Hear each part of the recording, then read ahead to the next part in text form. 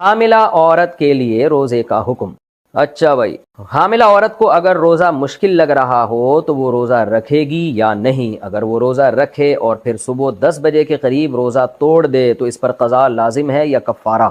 محمد شہباز کراچی سے۔ دیکھیں، حاملہ عورت پر بھی روزہ رکھنا لازم ہے، فرض ہے۔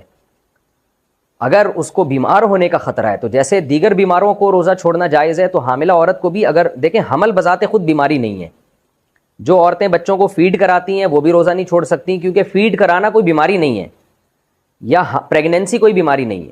ہاں، پریگنینسی میں کسی خاص خاتون کو یہ خطرہ ہو کہ میں نے روزہ رکھا تو بیمار ہو جاؤں گی، غالب گمان ہو، صرف وہم نہ ہو، یا کوئی خاتون فیڈ کرا رہی ہیں ان کو غالب گمان ہو کہ مجھے چکر آئیں گے اور میں بیمار ہونے کا خطرہ ہے، یا چکر آتی ہیں اتنی کمزوری سے گرنے کا خطرہ ہو جاتا ہے ان کو، تو واقعی ایسا خطرہ ہو، یا خود کو تو یہ خطرہ نہ ہو لیکن فیڈ کرانے والی عورت کو یہ خطرہ ہو کہ میں نے اگر روزہ رکھا تو میں فیڈ ہی نہیں کرا سکتی، دودھ ہی نہیں اترے گا سینے میں، جس سے بچے کا نقصان ہو جائے گا، تو اس کنڈیشن میں تو فیڈ کرانے والی عورت روزہ چھوڑ سکتی ہے۔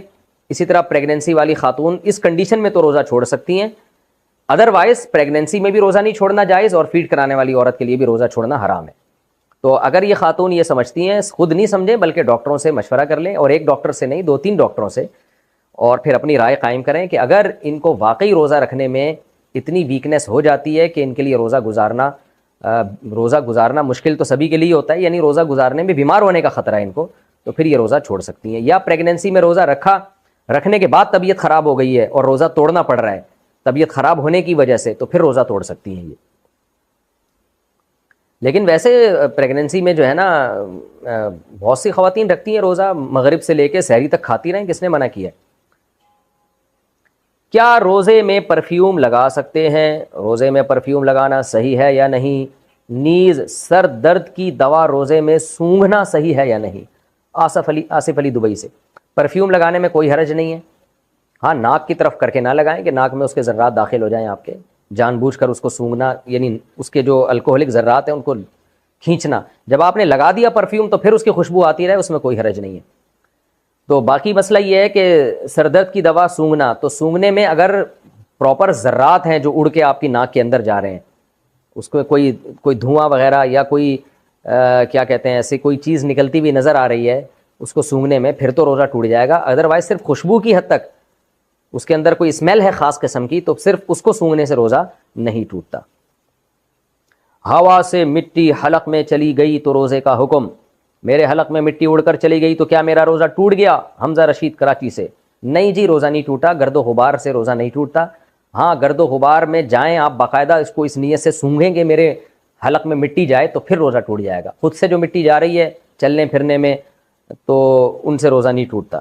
مٹی چلی گئی، تنکا چلا گیا، اس طرح کی جو چیزیں گرد و غبار میں جا رہی ہوتی ہیں حلق میں، ان سے روزہ نہیں ٹوٹتا۔ پیاس کی شدت میں روزہ توڑ دیا تو کیا کفارہ ہے؟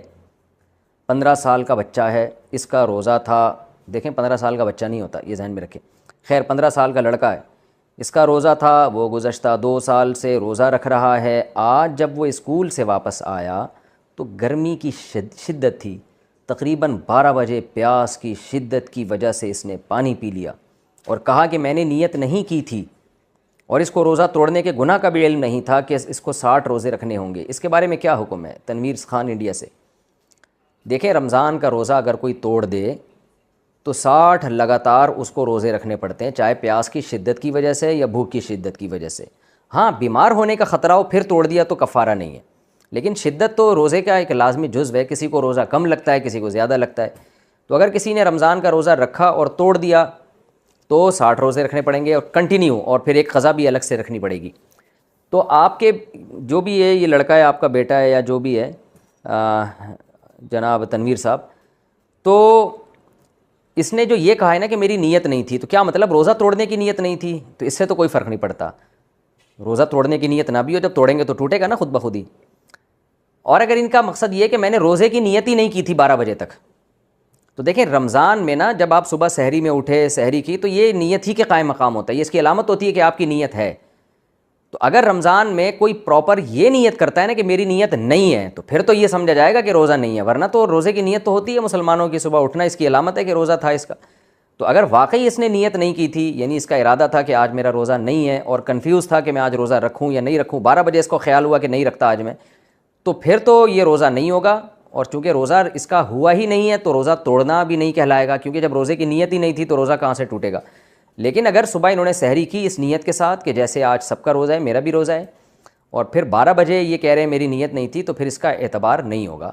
ایک دفعہ جب نیت کر کے کنٹینیو روزہ شروع کر دیں تو پھر نیت تبدیل کرنے کا آپ کے پاس حق نہیں ہے۔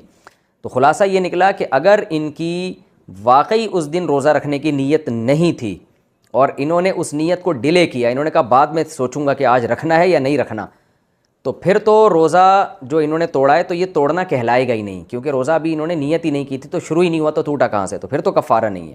ہاں، رمضان کا روزہ چھوڑنے کا کبیرہ گناہ بہرحال ہوگا کہ روزہ رکھا کیوں نہیں انہوں نے، لیکن اگر یہ پراپر نیت صبح ہوتی ہے جیسے عام طور پر، اسی طرح یہ نارملی نیت ان کی بھی تھی اور روزہ رکھ لیا تھا، پھر بعد میں اگر یہ توڑتے ہیں تو پھر اس لفظ کا اعتبار نہیں کہ میری نیت نہیں تھی۔ تو وہ جب ایک دفعہ روزہ شروع ہو جائے اور آپ نیت کے ساتھ یعنی شروع ہو جائے تو پھر وہ روزہ کمپلیٹ کرنا لازم ہے۔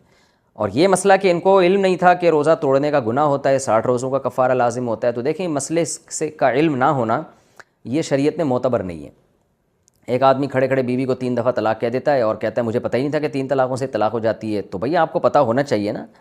آپ جب مسلم گھرانے میں پیدا ہوئے ہیں، آپ دارالاسلام میں رہتے ہیں، تو آپ کو یہ پتہ ہونا چاہیے، یا ایسی جگہ پہ رہتے ہیں جہاں مسلمان رہتے ہیں تو آپ کو یہ پہلے سے سیکھنا چاہیے کہ نکاح کیسے ہوتا ہے، طلاق کیسے ہوتی ہے، نماز ٹوٹتی کیسے۔ ایک آدمی نماز پڑھ رہا ہے اور نماز میں وہ بیت الخلاء سے گھوم کے آ گیا اور پھر وہیں سے کھڑا ہو گیا، وہیں پہ جہاں سے چھوڑی تھی کنٹینیو کی، اب اس کو کہہ رہے ہیں بھائی نماز ٹوٹ جاتی، کہہ رہے ہو مجھے تو پتہ ہی نہیں تھا ایسے نماز ٹوٹ جاتی ہے۔ تو علم نہ ہونا، جہالت ہونا، شرعی مسئلے سے علم نہ ہونا، یہ کوئی شرعی عذر نہیں ہے۔ تو اگر آپ کے یہ جو 15 سال کا لڑکا ہے اس کو معلوم نہیں تھا کہ روزہ توڑنے سے 60 روزے لازم ہوتے ہیں، تو بھی 60 روزے ہی لازم ہوں گے، وہ ان پر لازم تھا کہ یہ پہلے معلوم کروائیں کہ روزہ توڑنے کا شریعت میں کفارہ کیا ہے، گناہ کیا ہے۔